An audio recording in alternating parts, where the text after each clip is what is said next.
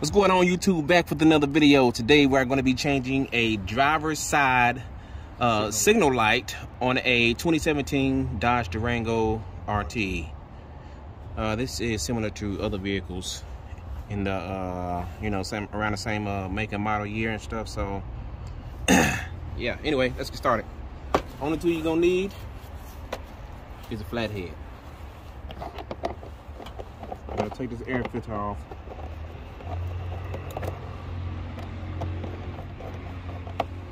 There's a hose on the back side. That should just slide right off. Release the clips.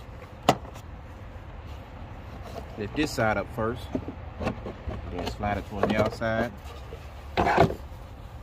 Remove air filter. Now you need to move the tray towards the bottom. Should just pull it straight up. Okay, right here. So you just, in this car, you just pull it straight up. You don't have to take any bolts loose or anything like that.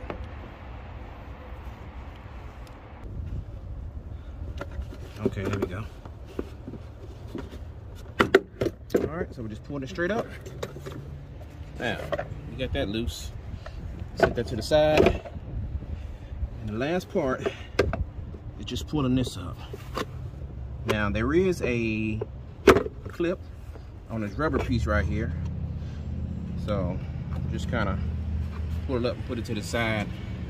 And be careful so it don't break. Now, can you see down in there? Okay, so once you take that off, the signal light is the one at the top. So we're gonna rotate that counterclockwise.